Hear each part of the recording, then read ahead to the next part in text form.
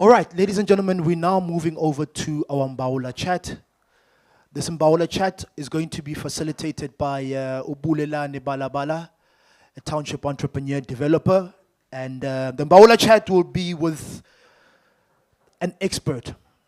So I'm going to briefly read his bio before I bring him onto stage. And then I'm going to bring Bulelane onto stage. And then we just sit back, we relax, and we enjoy. Ladies and gentlemen, the gentleman, the entrepreneur, the extraordinary that I'm about to bring on stage is Luvuyo, Rani, founder and CEO of Silulo, Ulutho Technologies. He will share more about his journey, but he resigned from teaching, his teaching job as accounting and business economics teacher. You fast forward 18 years, and he has co-founded a business called Silulo, Ulutho Technologies, now has around 50 stores. Dude. Yeah. No, you can go ahead and clap. That's incredible. 50 stores. In townships and rural areas in the Western and Eastern Cape, as well as KZN, 250 full-time staff members, and so let me finish off and bring him onto stage so that we can hear from him, right? And 18 franchisees. It also has 200 centers where people can access online government services and receive computer training. Last but not least, Luvuyo Rani was named one of the JCI 10 outstanding young persons of the world in the category of business, economics, and entrepreneurial accomplishment. And this one is huge, and I'm going to leave it there. Because you're like, oh, okay, yeah, no, siyakuzo.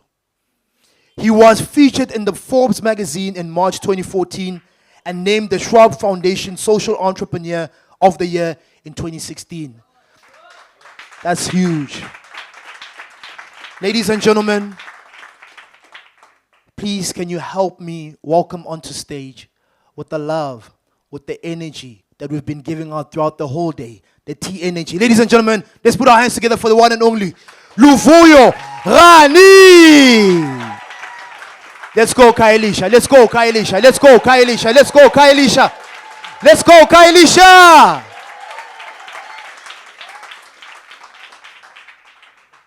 Welcome, sir. And then I'm bringing up Bulelane onto stage to facilitate this Mbawula Chat. Sit back, relax, and enjoy.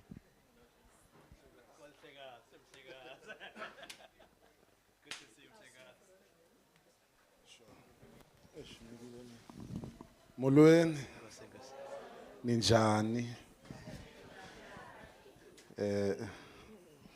So, sure. What a great afternoon. And then ndiyayithanda le weather. Kushushe kapha. Ndiyithanda nyana. I'm a winter lover. I was born in winter. 28th of June, for those who'd like to buy me a birthday gift next month, and the month end strategically positioned. But for me, I think I'm super honored for this particular chat, because I think a gentleman I really, really, really look up to, whose career been following for many years ago. I remember, I think on one particular competition, they were in an elevator pitching for dollars, and the whole country was glued watching that particular show. They came up the top 3. They were pitching. I think at the time, part of the adjudicators, if I'm not mistaken, was Puti Mahanyele, but everyone was behind him because he was pitching and going against the international champs. But I think for me, the one main thing that really stood out is how this amazing entrepreneur started this business, but also reimagined it and reshaped how you perceived this business that was running and traditionally running in the township, but also then was able to take that product and globally export it, which then said to me that you can take on global markets. But without me talking too much and too long and being long-winded, as if we don't know you, as if we don't follow your work, we don't know the branches, we've never seen the brand. How would you introduce yourself? Or rather, let me maybe give you an opportunity to introduce yourself in the best way you know how to. Thank you so much, Lekazwa. Thank you, sir. I mean, it's an honor and a pleasure for me. I came up with Alkama. She's a big fan of yours. So every work we do, I mean, always look at here. So you are doing amazing work, Legas. So and I appreciate now. So Luvuyo mna, Rani, ndizalwa eKomani, ndikhule khona, and then I moved 96 in Cape Town. So next year is going to be 30 years being in Cape Town. I started working up at Khayelitsha as a teacher. I was teaching accounting and business economics, and then 21 years back, started Silulo on a boot of a car selling computers in Khayelitsha. So that's how the journey connect. And I think also to come to you, you are a cancer, so that's why I kind of connect with you, because I'm also, so those gifts and presents I also like share together, because we share same kind of like a star. No, thank you so much. Give us the Cancerians a big round of applause. I'm kidding. I want to see abuse of power. That is what abuse of power looks like. But I think for me, I think on the back of the conversation that we're having right now, I think whenever I take the moments in time in my journey, which I do a lot, and the individuals I follow, and you're definitely one of them, you know, I guess being highly experienced means that there's a lot of difficult things for an ordinary individual, but you make them look easy over the years because of that harness skills. Why is it important to, number one, niche out your services and also develop that skill? Because I think sometimes when we start, and even when we run, we get so caught up in wanting to be all things to all people that we never ever even niche anything out, because there's a school of thought that says if you niche out, you lose opportunities. Yeah. Then there's another school of thought that says, well, take every opportunity that comes. What are your thoughts on that? No, for me, I mean, I'm a big fan of like, there's a big part of the word for me that if I've got a title, I'll put it, it's like the big word said, focus. So I'm a big focus person. It's like, eat, sleep, and do one thing. Why so important? So that you can become an expert in the area. So that you can become an inside person that becomes an area now. That's why we see Lulo globally, people want to kind of hear, because we are good in what we do. And it's the same, it's a funny thing that you could probably look at. We run internet cafe, Silulo. It's not even kind of like a complex business, internet cafe, with the training that we provide. But the way we've done it, the way we pivoted, it's just like to focus around. And we did some many mistakes before. We partner with the big telecoms companies before, and we had next door a big celebration with Vodacom and with the government, where it was early 2011, 2012, where the mobile data was big part in then, and they were seeing us. And we realized that, I mean, I think also it's a lesson to entrepreneurs. As you succeed, outside people will come to you. They will come and interested in what you do. Sometimes when they come, they are working on their strategy, not your strategy. And that becomes a distraction for you in terms of focusing on that, because we saw ourselves that we're working for others instead of working for us now. So when you go and partner, it has to be on your strategy and not because of people are coming as attracted to you. And that's kind of a biggest, like, I mean, a lesson that I've learned, that even today, that zoom in, focus what you do. Don't even for the pressures and area that comes in the area, just do what you do. And ukuzila ungafumaneki abantu bangakubona abantu uzole kumsebenzi wakho ingathi yes, because it's something that you kind of like you take this thing out like as your baby until it grows now and you give it to others. Sure. Guys, big round of applause for that. And then I think just, on top of Indabiyokzila, such an important, because it drives focus. But I think for me, what needed to happen for you to develop that mindset, especially that mindset against what we call big brands?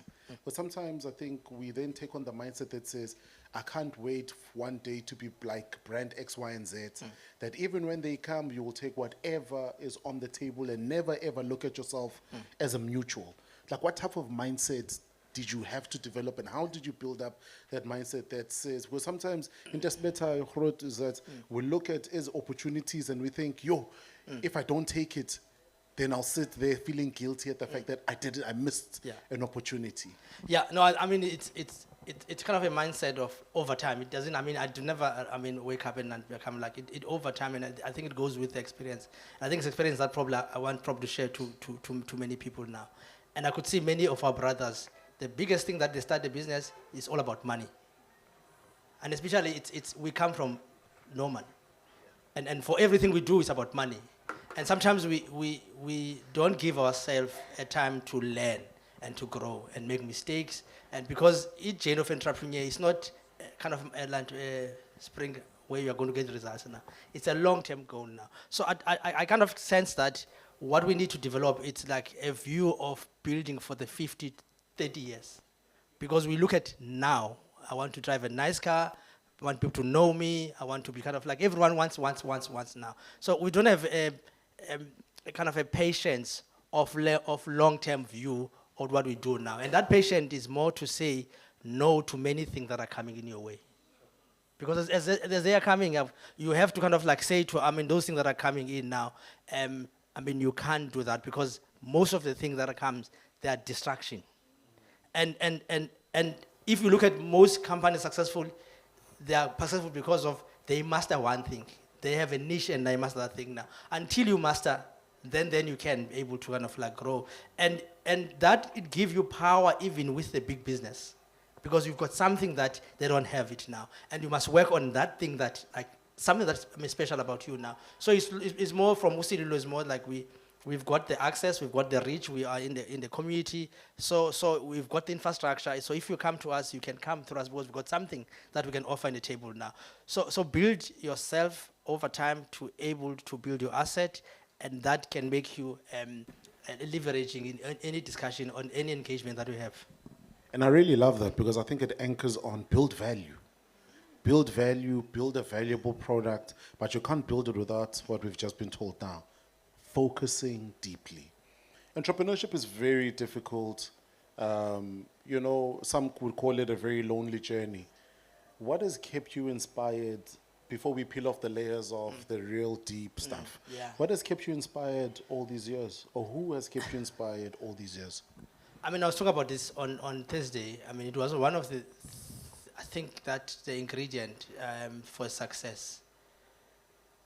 It's very important as an entrepreneur to have a sounding board. Support is everything for entrepreneur. It can be your partner, it can be your, I mean, friend, I mean, most not friend, but people that you can talk to and able to like to run your business. The biggest mistake, and I've seen many of the friends that I have before, the biggest mistake for many entrepreneurs, it's like, it's my thing. I want to take this thing now. And it becomes a lonely road because you kind of like, into yamle. And into yamjena, I mean, akom du zawla ndim njengale. And mostly it makes you not able to kind of having abantu that you are accountable to. Because the problem of not be accountable to anyone, it makes you to think that your idea, sometimes the individuals, you come up with an amazing idea, but I mean, you'll come up with an idea that can destroy your business. So you need to have accountability. So for me, I was fortunate to work with my brother and sister-in-law. So Silulo is a family business. So they were there now. And then along the way, I had mentors, I had coaches, I had soundboard. And even now when I go through tough time, I've got a supporting structure that I have with me. And I spend time in terms of listening to the supporting structure that I have now. And to entrepreneurs, just like go out and look for people who are really interested in you. Don't, spend time with abantu that want to destroy us. Spend time with abantu that really believe in what you do and use those time to build yourself because you are going to need them. And this journey, it's tough. I mean, as much talk about all of this thing, entrepreneur is not for everyone. But with the support, you can able to maneuver and grow your business. I mean, I really love that. I don't know what you guys picked up from that, but I think the big thing for me is not just the listening, but you have to want to listen. But the big question I'd love to then just throw in here, sometimes, you know, we start these businesses eager. And I guess in being eager to start the business, we start in partnerships. And I think with the complexities, or rather the different caveat of the fact that it's a family-run business, what are some of the important factors or thoughts you would like to bring in before we even think of partnering with people? you know. So yeah, I mean, as much as I'm kind of saying that the support is a family business, I work with my brother. Also, family business, it's got dynamics. It's not an easy thing to work with your brother who is younger than you and you are older, and ungumkhuluwa and umkhuluwa uthetha wena, kuvakala wena, umntana kwena, I mean, he can't able to kind of like try to, he can, but he's like, you see that as like, as umkhuluwa. So the entrepreneur, it taught us to grow as us individuals. And also always been the biggest thing that you could do for yourself for your journey. You cannot grow your business if you can't grow yourself. So most of the time we want to grow the business, but we don't grow ourselves.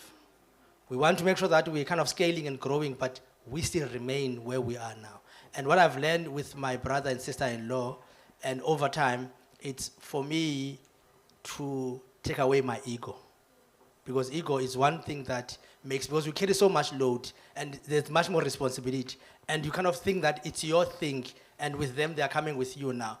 And if you kind of humble yourself and able to be open up and be vulnerable and be transparent and talk with your partners, that's where you unlock more value with you now. But if you're coming in like, it's like, I mean, the Luvuyo and you can't tell me anything, that's the downfall for you now. So that's the biggest like lesson for me, that to know myself first, and able to kind of like understand that I'm not perfect. Also understand that as an entrepreneur, I can only do 30%. 70% of the things, anything that we do, it's a teamwork. So to build, I mean, if you want to kind of like lifestyle business, you can. But if you want to build an empire, you cannot build alone. You need a team, you need to trust people, you need to make sure that you understand them, your team that you work with. Sure. Big round of applause, ladies and gentlemen.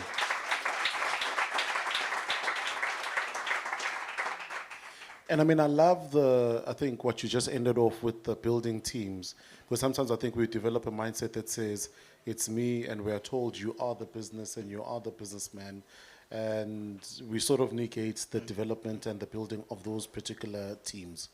But maybe just to, I guess, to unpack some of the questions I have from this particular angle.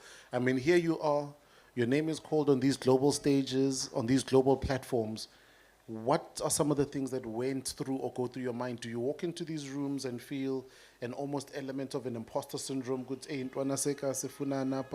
Or do you walk in there? And how have you navigated that imposter syndrome? Because sometimes it affects us, if as small businesses, I guess, also when it even comes to things like pricing. But Malay, thinking 2,000, 2,000. But yes, I should have charged them 2,000. No, I'm smiling with that, because I mean, like, as you talk about this thing, it's, I mean, like, it's more, it takes some time to grow, I mean, for yourself. In the beginning, I used to pinch myself when I'm in Davos. Like, this is me from Ecoman. It's like, I mean, like, I'm here with next to Bill Gates, and this is like, I mean, how the part of this conversation now. So it was kind of like the kind of appreciation, but also feeling small. Because when you go and interact globally, you don't talk about things Khayelitsha, South Africa. It's a global engagement. And in the beginning, I used to tell how, like, I used to laugh. My kind of my weapon is to laugh, just like in a meeting, like, because there was nothing that I could able to contribute, and I spent time reading, spent time to able to engage, and I went through development program, like through Harvard, Stanford, and travel a lot. I mean, from a different part of, like, I mean, I don't want to brag, but I normally, I've got a passport, it wasn't that, 3 passports now, traveling different part. And that way it was able for me to build much more content, able to converse with people globally, and able to be myself. And I realized that the world, as much as this book, the world is small, and what world needs to all of us, they need our uniqueness. They need what we are. So sometimes we want to conform and go with the world, but the world yearning for who you are. And I realized that I've got something to offer to the world, and my input is much more important, because I've got substance, because the guy looks in from nothing. And these guys are coming from these Yale schools, they never understand it. And from the conversation now, I've got kind of so much input. And sometimes when we come from a background hard, we think we don't have something to offer, and we think small, whereas we've got amazing, offer in part of the conversations. So I really love this. I think over and above everything that's said, the first part is what I love, is if you're in the right spaces and you've got nothing solid to contribute, engage in a non-communicative manner. Because sometimes we always feel the need to say stuff, but you might say the wrong type of things because you have not prepared. And I really, really love that because the emphasis on read. Read, guys. Let's go, let's read. And sometimes, you in this session is going to end, and you might go to that Luvuyo and maybe say to him, I want you to mentor. I'd like you to take a different approach. I'd like you to say, what is your LinkedIn? Let me follow you and let me follow your work. But you will find that you will be more honest in this interaction of wanting to follow when you follow the work from a distance. Because then you'll be able to actually hold yourself deeply accountable to this journey so that this hour that he's giving us here is not just a tick box where we will run straight to saying, help us, help us, help us. We will then take this as a deep opportunity to say, no, we'll actually follow the amazing work that is being done by Silulo. We'll actually follow the foundation. We'll follow you as well and the stuff that you're posting. And out of there will emanate a solid structure of what we think working with you sort of then looks like so that it becomes a meaningful engagement, mutually beneficial one, right? You don't look like you have been rejected. And I guess that's the thing about, when you built a business long enough. And I guess also in reality, when we read page news stories, when we listen to podcasts, it's really I've lost it all. It's always the success stories. On the covers of magazines, it's never he's on the cover because he failed the most. It's always he's on the cover because he won the most, whether it was through a panel or an adjudication whatsoever. And I guess the deep desire, and I guess the deep burning thing with all of us is that we read these and they're inspirational, but you're faced an empty fridge and anyanis in the food. So have you been rejected? What are some of the rejections, if you can remember, and what did it feel like? No, it's a story, man. I'll take a few minutes about it. It's a story now. So when Silulo grows up in Khayelitsha, we were opening centers. I think for 2 years it was working in the Butaveka. For 3 years trying to get the model. By 2009 we get to Silulo at Khayelitsha Mall, and then 2010 we move here at Khayelitsha Bazaar, and we grow from the store. So we grow. Normally growth, and our growth was not growth based on the funding from a bank. We're not blacklisted because there was no one can give the money because I resigned from school to get the money to start a business. So we entered a competition, went to the philanthropic fund to get the funding for us to grow. And we went to Eastern Cape, started with a franchise now. It started, the problem for us, it was 2011, 2012 to 2013 when we partnered with Vodacom. So Vodacom wanted to change us now from the social enterprise to become Vodacom stores. So they see, I think that time we had problem of 14 stores now. They see the reach that we have, and they wanted, so we had store in Rondebosch, in Khayelitsha, in Queenstown and Philippi, which was branded Vodacom and Silulo now. So, and they wanted to see us, and we had e-traders on the taxi like Smoko site selling Vodacom. So that business of Vodacom, it's more on the annuity. So that model, you buy a SIM card, you get 55% of the revenue every time you use a SIM card. So we build a base, more than 50,000 every month comes in for Vodacom. And then there was frustration because they wanted to change us to become the store that we have it. Even when we sell this contract, which is a phone and a dongle and also with a device, we say, no, this space is a cash space. So labor is going to work. So this contract is going to work now. So never listen to us. And we realized that it becomes frustrating, with Vodacom. And then we went to Vodacom and said that, we want to part away with the partnership, 2012. And that was a big move, because when we part away, Vodacom, they move out. They left the store half, and Silulo has kind of like half now. So we have to negotiate with the landlord to and we carry some stores in the mall in Queenstown, about 45,000 rental for those stores now. So it was kind of a beginning of a problem. So whilst we're Vodacom, so one of the partners, so if you look at Silulo, SI stand for Sigribo, Luvuyo, LO Lonwap. So it's a founders. started with Silulo now. So Usiqebo was kind of anxiety where we're growing and was saying that he wants to kind of move away from a business now. So, and when he came in, he was like, came in just to fix the computers because we were fixing computers that time, but the business has grown now. And we're no longer fixing computers founders now. And he wanted to plan to move out and he owned about 25%. So we have to pay him almost 1.5 million to buy equity for him now. And it was a big move where we cut the business and he has to move Mbawula Park. And it was a sad because we started together, but we part away now, 2013. And then 2014, by 2010 I was sitting next door. So that was my office. So that was like the space that this building used to own by SIFA. Is owning this business, this building. So we're renting the entire building. Like it was 450 square meters. My wife ran the cafe, and then there was a music, space that was out here. And people came in even before 2010 said, "Mhlekazi, we are going to die here. It's not a space that we can, ShopRite, we're here, ShopRite, they left. Who do you think that we are going to like? And I said, no, I'm going to, open up, Silulo now. For 5, 6, 7 years, there were no problems. And then 2015, we just see some funny, characters outside the building. And we could see that the internet that we're using, it was cut. And we never realized that it was a deliberate message for us must get out. And we never get it that message now. And one day when we wake up to my wife and I see they cut the power electricity. We didn't have a power. We went to ESCOM for 2 weeks to get the power, and then we get the power. And then we could see the funny characters that are here smoking weed outside the building. Funny thing that never happened. We went to the communities, asked communities now to speak to the landlord to secure the space. Landlord secure the space now. And we think that, okay, things are fine. We are okay in our space like now. On the 15th of September, I was with Uno, no Teresa, we're in the boardroom here, and then there were 2 guys came in. I could not recognize. There was a gun in my face, silver gun. They put me on the floor, they search for me, they take laptops and the computers, and then they, went to Uno, they take a car. I was on the floor, 8 guys came in, they goes around, they take, the ladies were put on the floor, and they took everything. Any device, and took it and put in the car, and then they walk in.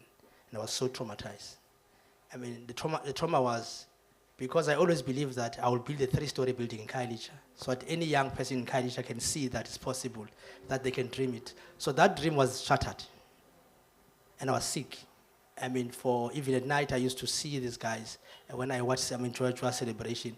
So I was not okay. And then I went to counseling, and then I kind of come up, to face the music. And I wanted to fight this. I never realized that the cancer around the township is a crime. Crime is a cancer.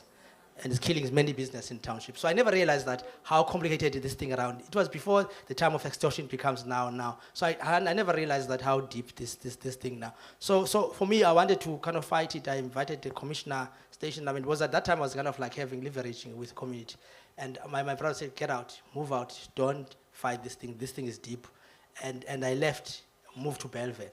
Once in Belleville, I was not okay because I know where Silulo Foundation. I think it's a kind of lesson that you'll be shaken for your core. So when we in Belleville for a year, on the 15th of February, 2017, we were in Belleville, we were renting a space, and then I was at home. I received the message on my phone that your office is on fire. It's like, on fire. And then because I stayed in Case River and then went to Belleville, and I see the office was gutted. Everything was destroyed. And it came from a boardroom. Everything was destroyed. We spent 2 weeks. We didn't know where we are going to do. Everyone asking me what I'm going to do now. We moved to Sunbelt. We get the lease for 3 years. So we get a space about also 400 square meters. Whilst in Belleville, 2018, we saw an office that was selling a call center. We wanted to buy the call center. The call center was at 3 million rent to buy the call center. And then we went to the funder, asked for the funding now to get the call center. So the funder gave us the money. So what they did, they put the money in our account. And that week, I was going with Ubongi Pecha. We were going to Eastern Cape to support the stores that side. On Friday, I saw on my email, someone wants to come on my email. I never realized what's the story around this, what's happened on the email. And whilst we're driving, the following Friday, we're coming back now from Ekomani to go to East London. And then a call from Uendi in the office. I said, Budi, we've been hit. It's like, what do you mean? The money that we're supposed to pay the house is gone.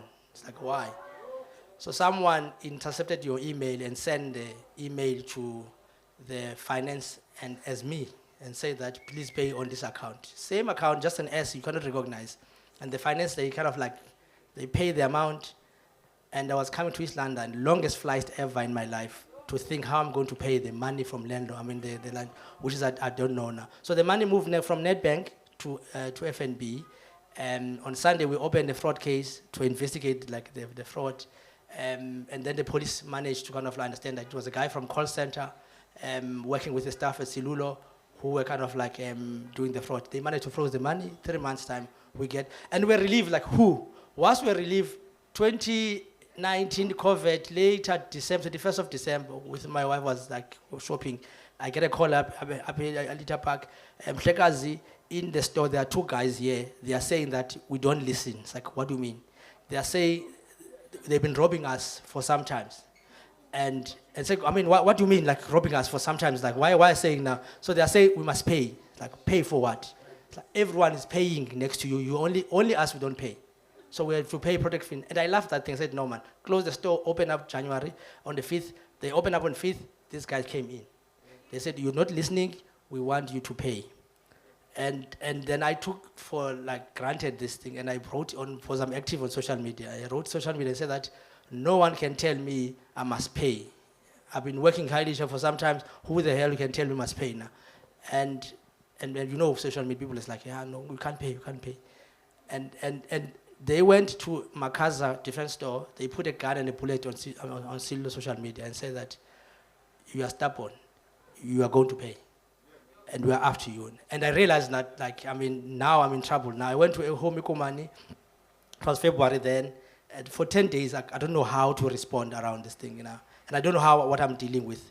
And come back, I was back. They cleaned up the store. I mean, everything was stolen in the car. And then it was a COVID time. Whilst extortion, we had a COVID. So on COVID time, because our business is more about people, so we've lost about 90% of the revenue on a COVID, and we have to retrench about 30 staff members.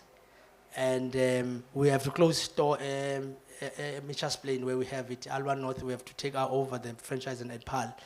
And it was a difficult moment where we Silulo now, we have to start from scratch now. So that's how we started Silulo stretch, and we built Silulo, and it was a time for us to pivot now. And the funny thing, whilst we having these problems, we've been winning all these global awards. We've been going out and been profiled. We've been like, but there's so much happening now. But I think the lesson around this, rejection is like, when you are called for big cause, you are going to be tested. And you must be able to understand that there's a price to pay in terms of going through this journey.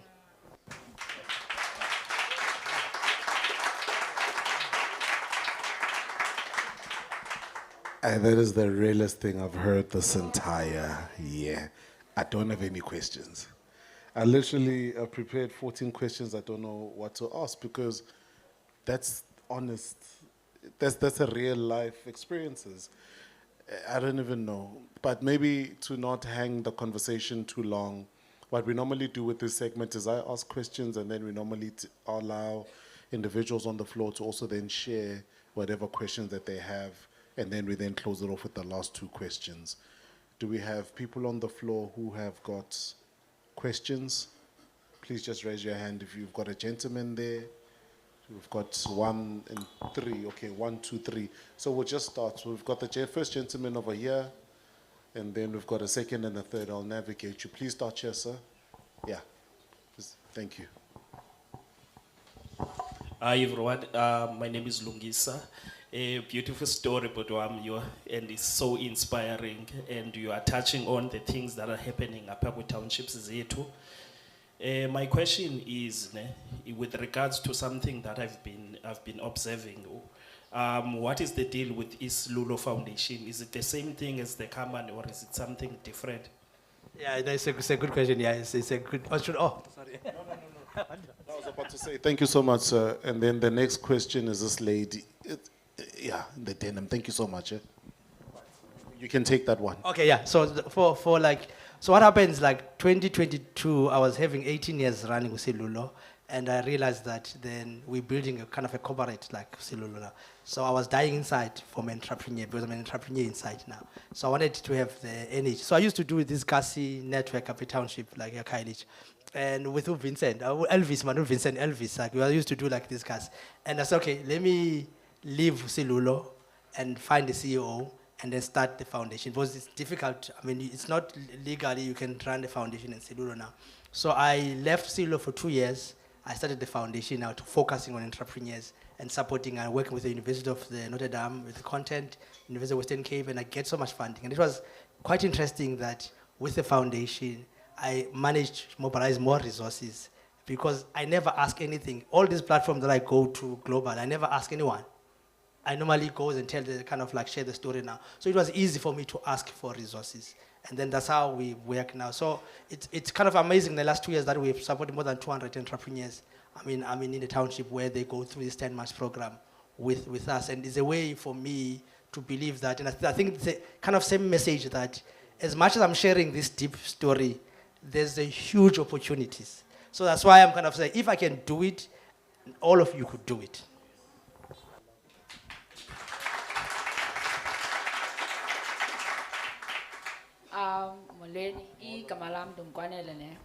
It's not really a question per se, but something that you mentioned, and that's about locking in, right? Like focusing.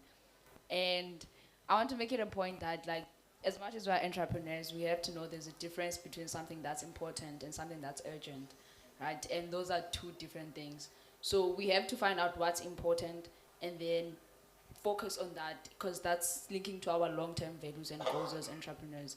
But if it's just urgent and you can find a way maybe to delegate it, then be sure to do that, because you won't really do everything alone, right? And something else that I want you to share with us is, as Gasa entrepreneurs, like, what ways can we get to get funding, you know? Just resources in terms of mentorship and coaching and all those things. Thank you so much. And then just before we prep that one, sir, our second is at the back. Yes, the lady's got a hand up, yes. Then we'll take more. This is just the first cycle. Thank you, sir. Oh, yeah. So yeah, I mean, you important the question around, but the part maybe I want to dwell on how do you mobilize the resources from a township entrepreneurs where you don't have like the resources now. And I think it's more, and I've learned it over the years, be part of this movement, be part of this organization, attend, I mean, these like platforms, because you meet someone that is going to link you with. So early, I used to go to different network sessions and been there, and I used to raise the hand and ask questions, and that's how I able to connect and create some kind of connection now. And I always make sure that if there's a speaker in front, and then by the time he left, and I'll go there and able to kind of like converse and connect it, and I'll phone and I follow people now.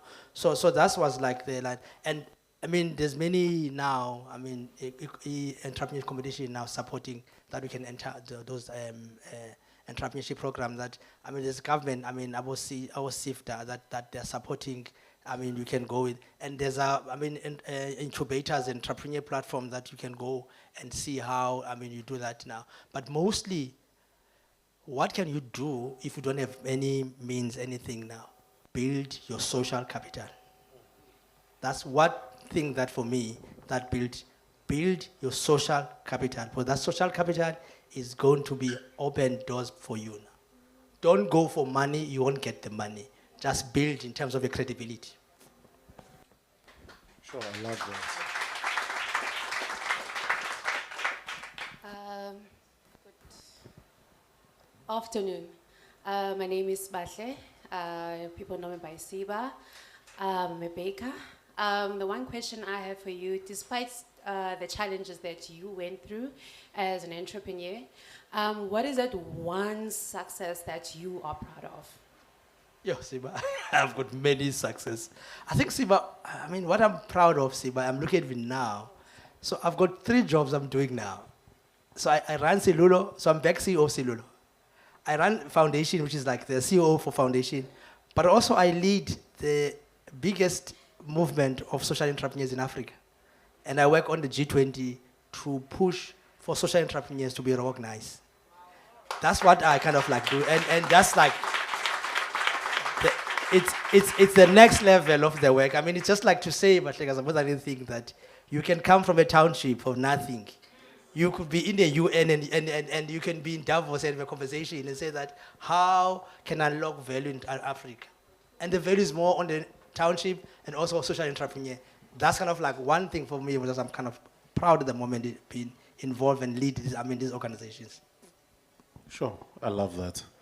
Okay, maybe two. Okay, we've got the lady in front.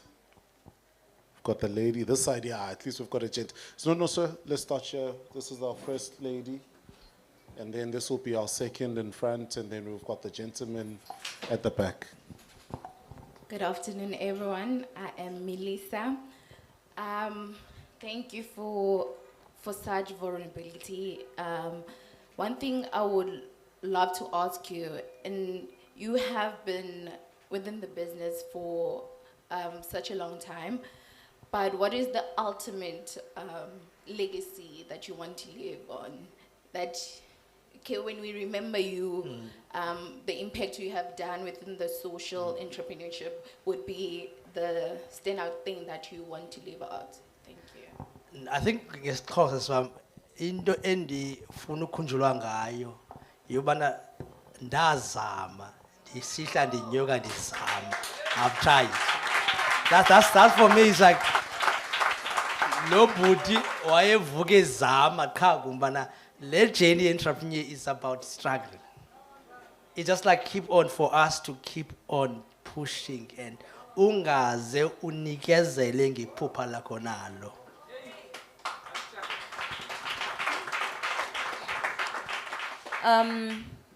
Good afternoon, everyone again.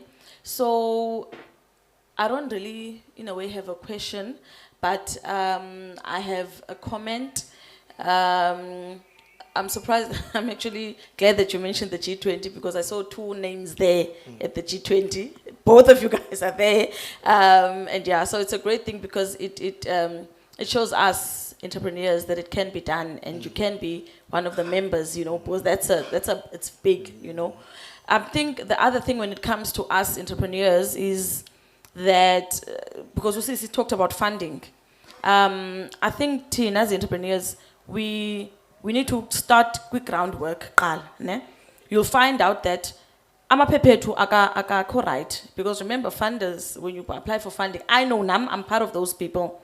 Funders want BE certificates, they want your tax clearances, they want your business accounts. We don't have those things. You know, you're running a business, but you don't have that groundwork. So I urge us, all of us, to just make sure that business is there to have zonke ezo zinto ezo. Because whenever you ask for funding, they want those things. You know, they want to see, are you doing the work? You know, is everything legit? You know, so, and then it starts, I think, from there. So thank you so much for that. Thank you. Yeah, the gentleman at the back, please raise your hand. Khotman. Yes, sir. Alright, Khotman. Sabulela man Khotman. Sabulela. Hey man, ndithi kakhulu ndiyabulela ngamazwi wakho man nejini yakho uyasiphakamisa ngathi ngabanye abantu. Man ndithi Khotman ngicela ubuza man because as it's ngokuva kwami amazwini wakho abethayo ne. Every business is one thing, but one iphupho lakho. And then kuzimamela wena ezomuntu. So wena ndithi mhlawumbe uzeke khasiphe nje mhlawumbe niba izikiye set ezimbini ezintathu apho ukuthi mhlawumbe sigxininise kuzo sizame uthi breakthrough. So that's because sibe ngabantu ababhetere. Yeah, so nakwethu not inye into nothi kuwe kuphupha lakho nalo oliphiweyo hlala kulo ulondololoze, like you work on what you been gifted to do and spend time with that. I mean, it's 21 years now this year, Silulo, doing one thing, nothing else. That's why I'm sitting here. I'm here because of focusing on one thing. And that's probably one message I talk about it. Focus, even people can say you are crazy, just focusing in terms of your business. Eat, sleep, do everything, especially in the beginning. Sometimes our ideas might not be kind of like becoming reality around that, but give it all. Because you're living in one life. And the life that you're living, you're doing something that deeper in you. Because this thing is not about the money, it's about being fulfilled inside of you. It's about the passion and the purpose that we are born to do now. Find something that you love mostly and work on the art and have a discipline to build that and give it all for your dream.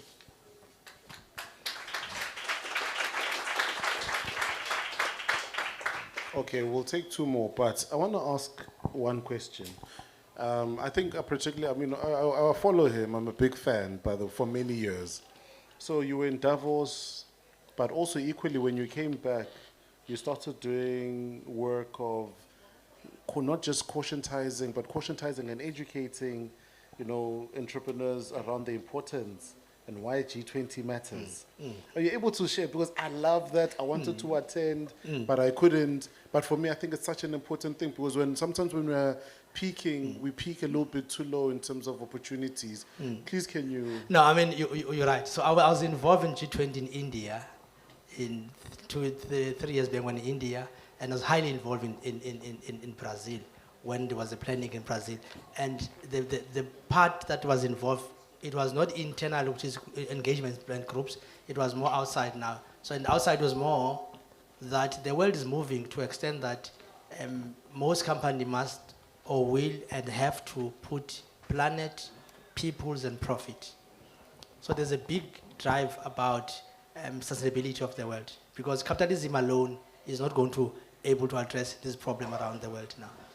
So combined with the social, entrepreneurs with the commercial, it's one thing that so part of the involvement with India, and when I was in Davos earlier, I could see South Africa was pushing so well for the G20. They were pushing so well. Now I had many engagements with our cast in South Africa, now Anthony, to see how is the entrepreneurs being looked at now. Even if you look at the B20, it's like there's 8 kind of tasks, but there's no for small businesses that comes in. And in this country, it's more about small businesses, because they're kind of an enabler for the business now. So, and then I been part of like now saying how to mobilize the social entrepreneurs in South Africa and in the continent, and having now, and how do you have this event? In fact, I'm planning to do an event with you, maybe August or September in Joburg, with you now on the G20 now, because we want to bring the G20 to the people to make sure that people are kind of like, we've launched it. In July, we're doing a big event in Eastern Cape now. We have a Minister of Science and Technology and the Premier and some of the mayors to look at what, tangible thing that can be done from the G20 now. So that's the task that I'm having now, as much as I serve on the Startup 20, but the big part, and what is the win for us on the G20 for social entrepreneur? So on the G20, 80% of the work, it's a policy work. It's not an opportunity around, it's a policy work now. There's only 20% that they're going to do a social summit. So there are 2 things that we're going to win on the G20. Is to make sure that social entrepreneur, on the leadership declaration, there's a paragraph speaks about social entrepreneur, that Africa Forward was like moving now. So we've done some work with DECO. 2 weeks back I was in Kenya, and with DECO to see that can be like, so that there's going to be some declaration around social entrepreneur, and also with the DTIC now, from a policy, they've got this policy called social and solidarity economy that is coming up now. It's been there. It's on a green paper. It has to be white paper now. So that's how, that's what the work that, the achievement of us in here, it's like to see now. In the long next 5 years, African Union has adopted social and solidarity economy as a 10-year strategy.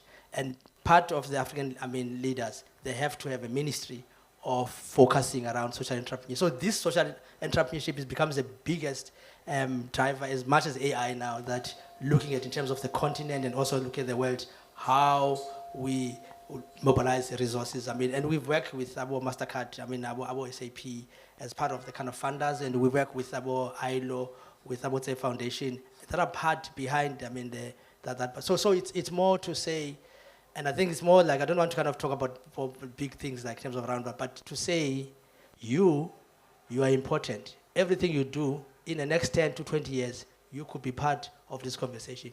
Don't look yourself small. Don't kind of like focusing what you do, realizing that you are also shifting the system in what you're doing.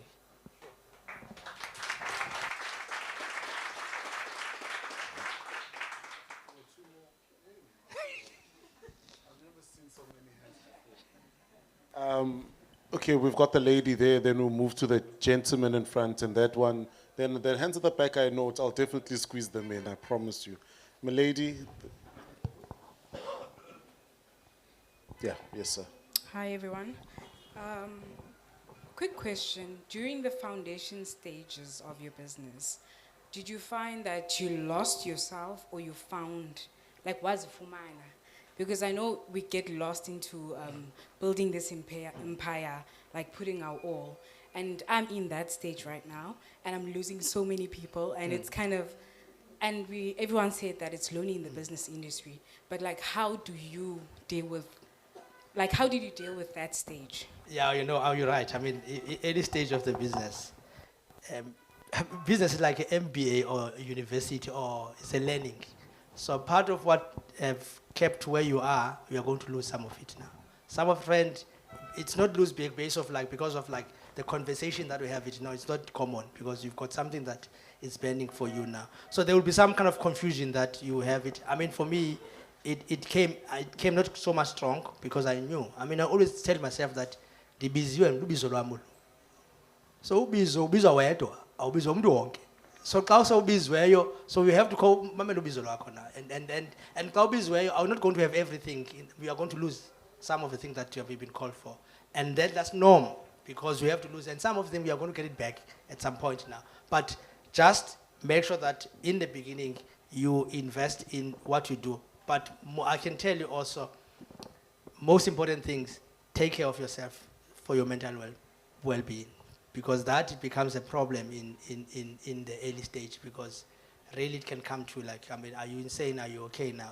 And you need to kind of look at like you need to kind of, it's either, I mean, what I do, I have morning walks, I have gratitudes, I write, I journal. It's a way of kind of dealing with all of like this change I'm going through.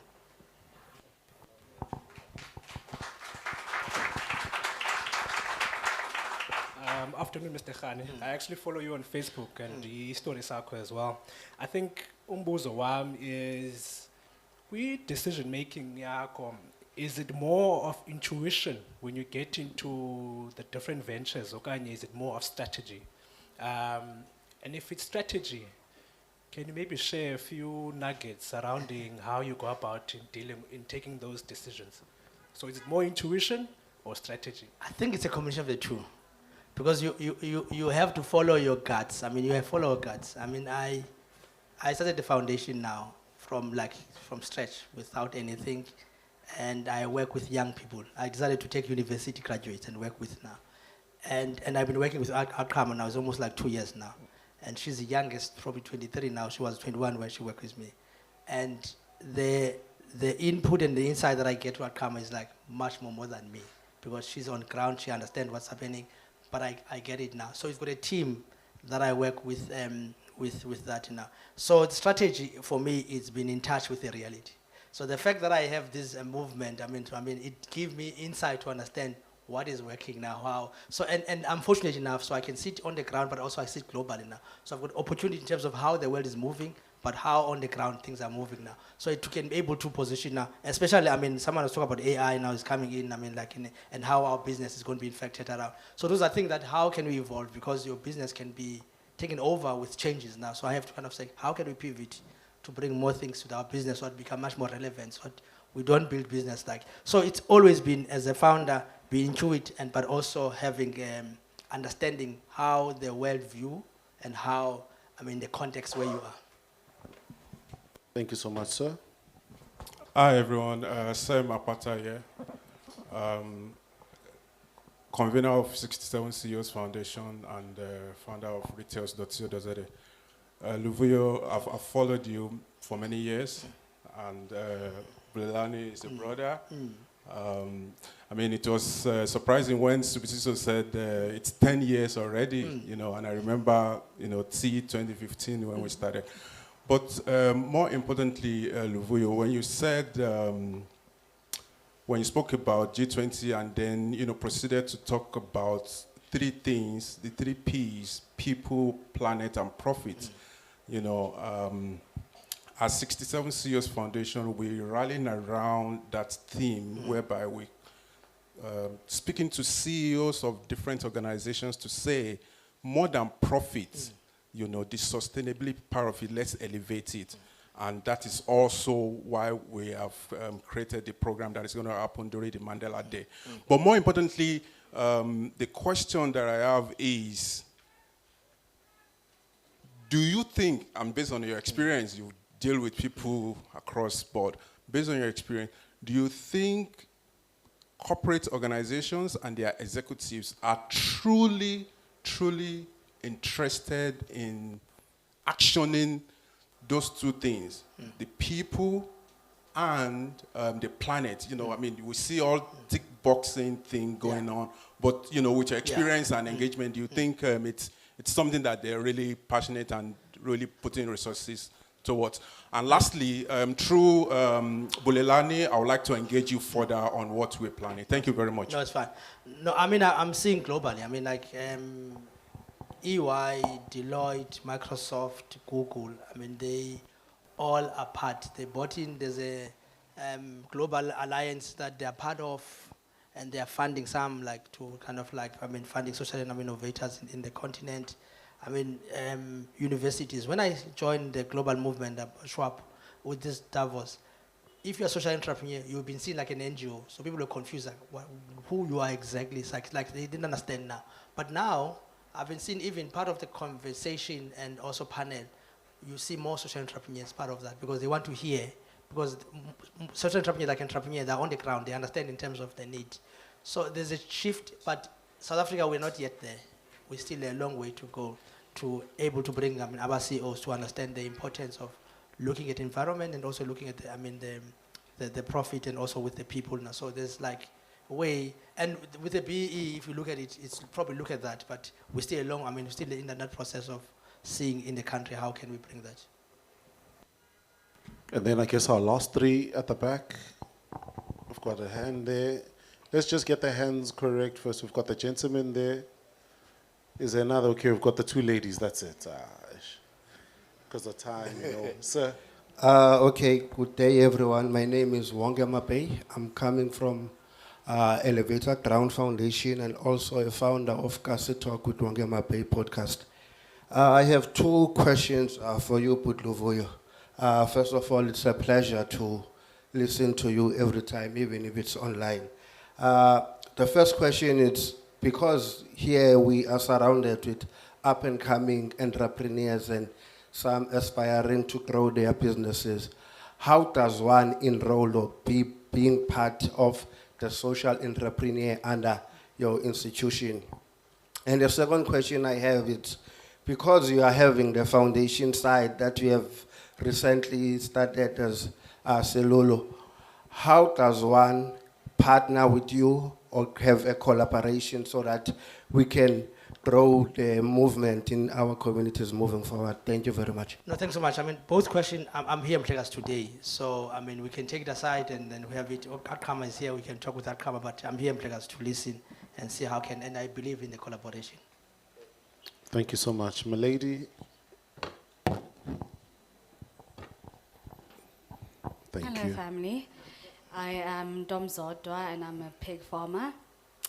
So the question I have for you is, what's the one, let me rephrase this. So what is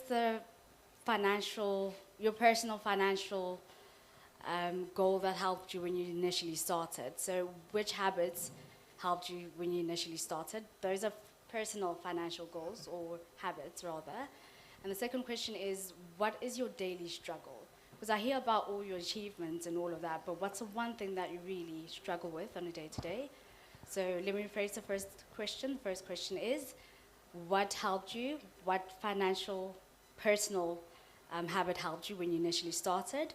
And the second question is, what is your day-to-day struggle? Yeah, good questions. I live an intentional life. This year I'll be 51.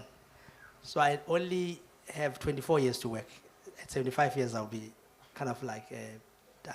retiring. And I know I will live up to 90. I don't know magic, but that's just as I tell myself, I'll live up to that. I don't tell myself this kind of crazy thing now. But my intention is more, intentional life. I'm a big in goal setting. So every year, my goals are 12.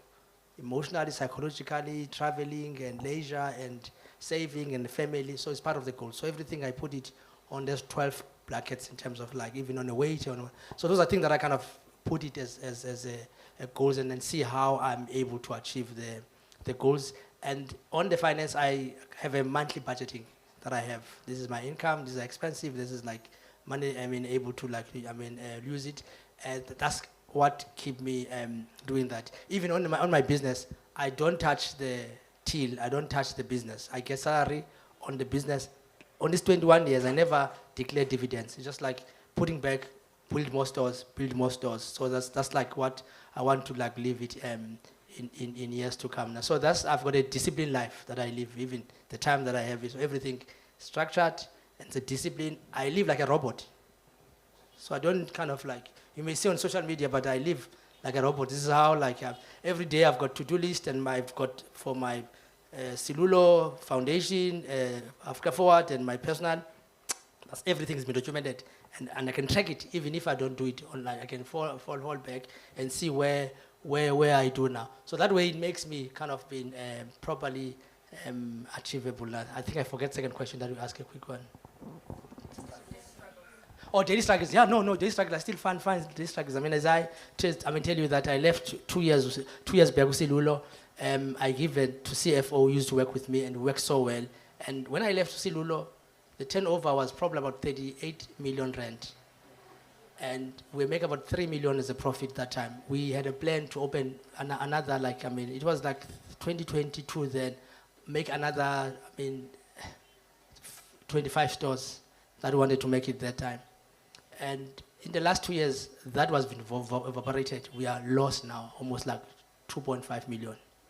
So people who run the Silulo, they've killed some of the growth. So I have to build from scratch now. So the entire executive team that was sitting in now, it's gone now. So I have to build more team comes up. So it's kind of a battle, and it comes in if in the right, in the wrong time, because I just took a role now to work in the global. And now I have to kind of like managing in that regard. And I was telling Akama that there's no moment that I want to document where I am, because I want to share. It's like, how do you manage? Because in the space where things are looking so good outside, but also inside things are kind of challenging now. So and it's kind of how I'm going to maneuver, because it's a content that I could share in terms of that. Because mostly, I think I was saying that mostly I will do that maybe after 75, whereas it's current now. So we've got, I'm not kind of sitting here, I'm saying I've got it all. I'm going through part of the challenges, and it's a normal, and you talk so well that as a journey of entrepreneur, you go through high and lows. That's normal, that's part of the journey. The lady over there. Hello, everyone. First and foremost, I just want to say thank you for inspiring every one of us. Okay, so my question, how can entrepreneurs be protected from crime, as you spoke earlier on? And also, how can we grow with the innovation of AI in businesses, especially in Township? Lastly is, with your permission, I would like to write a story based on your life and turn it into whether it can be a series, because I'm in the media industry, but I want to venture into gaming industry. But I want to write a story based on your life, personally as well as business-wise. You.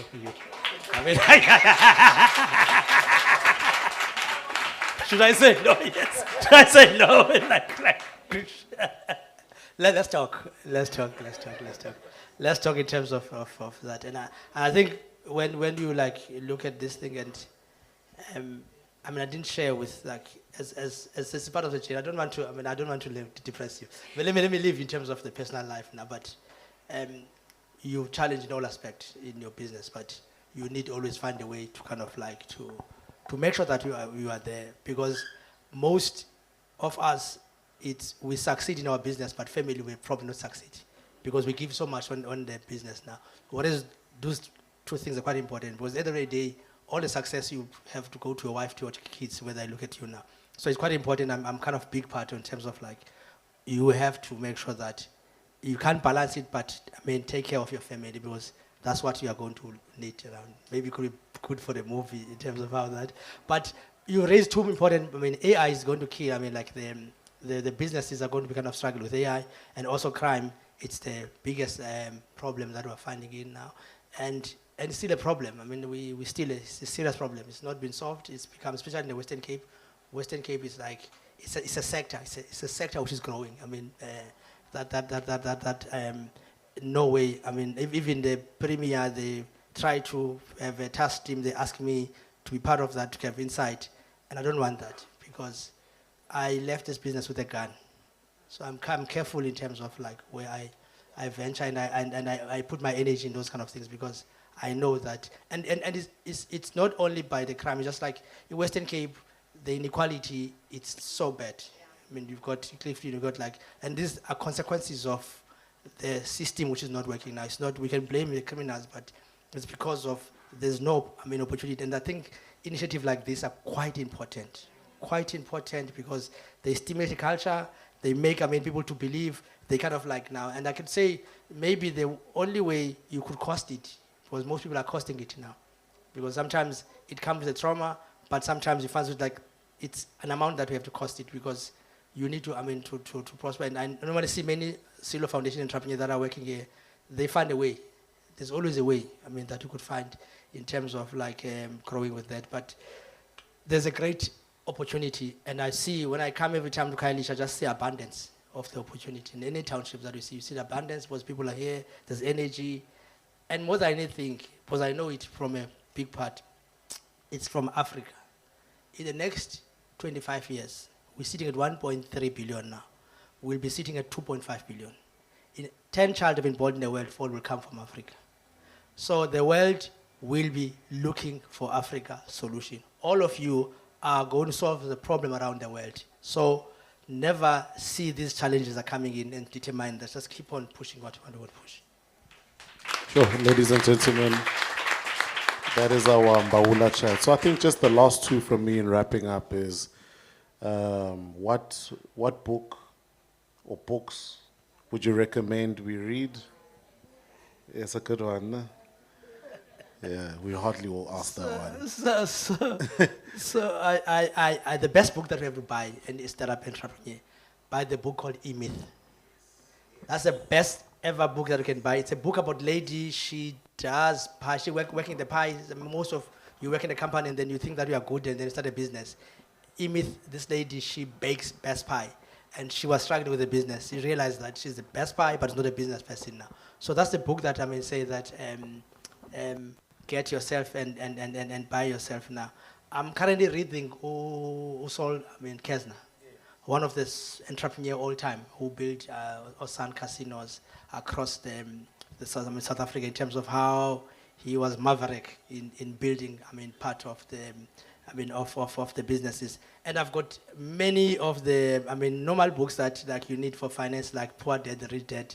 Those are kind of like big, I mean, books that you can able to like read.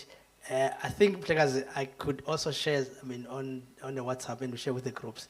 I could share. I can take 10 best book that we can able to share with you, and then I will do that and I'll share with the WhatsApp. That would be great. Can we post that? Maybe during the week, like 10 best books suggested by. Yeah. That's a nice actual feature. I'll post. I Yeah, mean, I'll I'll take pictures of them. Yeah, and then like, we'll collate them nicely and share. Yeah. And then I guess the last one in wrapping up, what are your parting, whether it's a motto, parting words, final thoughts, or anything that's in your heart for these amazing young entrepreneurs?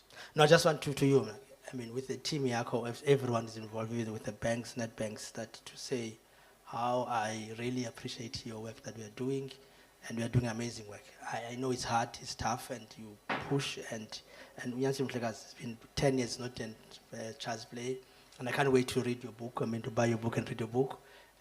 So I'm a big fan of you. Just like I just came in because Saturdays I don't work, but I came because of you, and you put me in trouble at home. But at least my wife will understand. So just appreciate you in terms of like continue doing this work that we are doing is a kind of amazing work. Now, to every entrepreneurs who here spend this like hours, like, alolize bahlekazi to come here to do that now. Nobody do one or if many up now. Take that thing one. The most important is to apply what you bet now. Could be a network, could be a connection. Take one thing and able to use it. Use this connection that we have it, because you'd never know where in years time those connections can unlock more value for you. Thank you so much. Sure, ladies and gentlemen, Mr. Luvuyo, we just thank you.